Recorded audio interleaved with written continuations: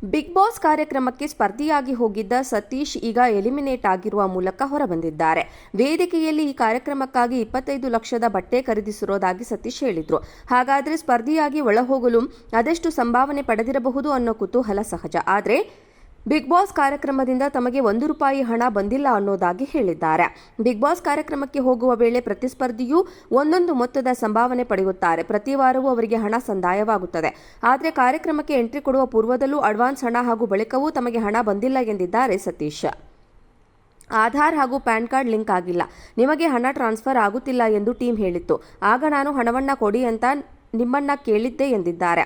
ನನಗೆ ಹಣ ಮುಖ್ಯವಲ್ಲ, ನನ್ನ ಟರ್ನ್ ಓವರ್ ಚೆನ್ನಾಗಿದೆ, ನನಗೆ ಜನರ ಮುಂದೆ ಗುರುತಿಸಿಕೊಳ್ಳುವುದು ಮುಖ್ಯ, ವೇದಿಕೆ ಮುಖ್ಯವಾಗಿತ್ತು. ನಾನು ಒಂದು ಸಿನಿಮಾ ಕಾರ್ಯಕ್ರಮಕ್ಕೆ ನಾಯಿ ಹಿಡಿದುಕೊಂಡು ಹೋದ್ರೆ ಸಾಕು, ಲಕ್ಷ ಹಣ ಕೊಡ್ತಾರೆ.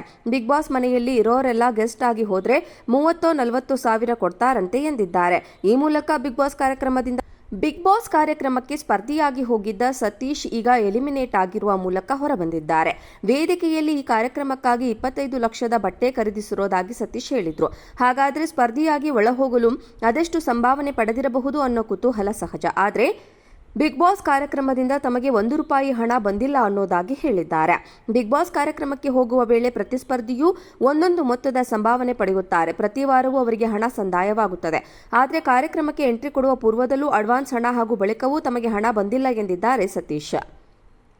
ಆಧಾರ್ ಹಾಗೂ ಪ್ಯಾನ್ ಕಾರ್ಡ್ ಲಿಂಕ್ ಆಗಿಲ್ಲ, ನಿಮಗೆ ಹಣ ಟ್ರಾನ್ಸ್ಫರ್ ಆಗುತ್ತಿಲ್ಲ ಎಂದು ಟೀಮ್ ಹೇಳಿತ್ತು.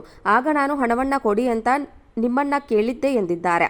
ನನಗೆ ಹಣ ಮುಖ್ಯವಲ್ಲ, ನನ್ನ ಟರ್ನ್ ಓವರ್ ಚೆನ್ನಾಗಿದೆ, ನನಗೆ ಜನರ ಮುಂದೆ ಗುರುತಿಸಿಕೊಳ್ಳುವುದು ಮುಖ್ಯ, ವೇದಿಕೆ ಮುಖ್ಯವಾಗಿತ್ತು. ನಾನು ಒಂದು ಸಿನಿಮಾ ಕಾರ್ಯಕ್ರಮಕ್ಕೆ ನಾಯಿ ಹಿಡಿದುಕೊಂಡು ಹೋದ್ರೆ ಸಾಕು, ಲಕ್ಷ ಹಣ ಕೊಡ್ತಾರೆ.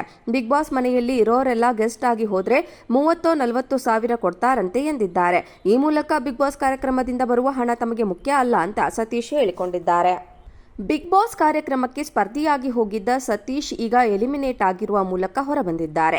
ವೇದಿಕೆಯಲ್ಲಿ ಈ ಕಾರ್ಯಕ್ರಮಕ್ಕಾಗಿ 25 ಲಕ್ಷದ ಬಟ್ಟೆ ಖರೀದಿಸಿರೋದಾಗಿ ಸತೀಶ್ ಹೇಳಿದ್ರು. ಹಾಗಾದ್ರೆ ಸ್ಪರ್ಧಿಯಾಗಿ ಒಳಹೋಗಲು ಅದೆಷ್ಟು ಸಂಭಾವನೆ ಪಡೆದಿರಬಹುದು ಅನ್ನೋ ಕುತೂಹಲ ಸಹಜ. ಆದ್ರೆ ಬಿಗ್ ಬಾಸ್ ಕಾರ್ಯಕ್ರಮದಿಂದ ತಮಗೆ ₹1 ಹಣ ಬಂದಿಲ್ಲ ಅನ್ನೋದಾಗಿ ಹೇಳಿದ್ದಾರೆ. ಬಿಗ್ ಬಾಸ್ ಕಾರ್ಯಕ್ರಮಕ್ಕೆ ಹೋಗುವ ವೇಳೆ ಪ್ರತಿಸ್ಪರ್ಧಿಯು ಒಂದೊಂದು ಮೊತ್ತದ ಸಂಭಾವನೆ ಪಡೆಯುತ್ತಾರೆ. ಪ್ರತಿ ವಾರವೂ ಅವರಿಗೆ ಹಣ ಸಂದಾಯವಾಗುತ್ತದೆ. ಆದರೆ ಕಾರ್ಯಕ್ರಮಕ್ಕೆ ಎಂಟ್ರಿ ಕೊಡುವ ಪೂರ್ವದಲ್ಲೂ ಅಡ್ವಾನ್ಸ್ ಹಣ ಹಾಗೂ ಬಳಿಕವೂ ತಮಗೆ ಹಣ ಬಂದಿಲ್ಲ ಎಂದಿದ್ದಾರೆ ಸತೀಶ್. ಆಧಾರ್ ಹಾಗೂ ಪ್ಯಾನ್ ಕಾರ್ಡ್ ಲಿಂಕ್ ಆಗಿಲ್ಲ, ನಿಮಗೆ ಹಣ ಟ್ರಾನ್ಸ್ಫರ್ ಆಗುತ್ತಿಲ್ಲ ಎಂದು ಟೀಮ್ ಹೇಳಿತ್ತು. ಆಗ ನಾನು ಹಣವನ್ನ ಕೊಡಿ ಅಂತ ನಿಮ್ಮನ್ನ ಕೇಳಿದ್ದೆ ಎಂದಿದ್ದಾರೆ. ನನಗೆ ಹಣ ಮುಖ್ಯವಲ್ಲ, ನನ್ನ ಟರ್ನ್ ಓವರ್ ಚೆನ್ನಾಗಿದೆ, ನನಗೆ ಜನರ ಮುಂದೆ ಗುರುತಿಸಿಕೊಳ್ಳುವುದು ಮುಖ್ಯ, ವೇದಿಕೆ ಮುಖ್ಯವಾಗಿತ್ತು. ನಾನು ಒಂದು ಸಿನಿಮಾ ಕಾರ್ಯಕ್ರಮಕ್ಕೆ ನಾಯಿ ಹಿಡಿದುಕೊಂಡು ಹೋದ್ರೆ ಸಾಕು, ಲಕ್ಷ ಹಣ ಕೊಡ್ತಾರೆ. ಬಿಗ್ ಬಾಸ್ ಮನೆಯಲ್ಲಿ ಇರೋರೆಲ್ಲ ಗೆಸ್ಟ್ ಆಗಿ ಹೋದ್ರೆ 30-40 ಸಾವಿರ ಕೊಡ್ತಾರಂತೆ ಎಂದಿದ್ದಾರೆ. ಈ ಮೂಲಕ ಬಿಗ್ ಬಾಸ್ ಕಾರ್ಯಕ್ರಮದಿಂದ ಬರುವ ಹಣ ತಮಗೆ ಮುಖ್ಯ ಅಲ್ಲ ಅಂತ ಸತೀಶ್ ಹೇಳಿಕೊಂಡಿದ್ದಾರೆ.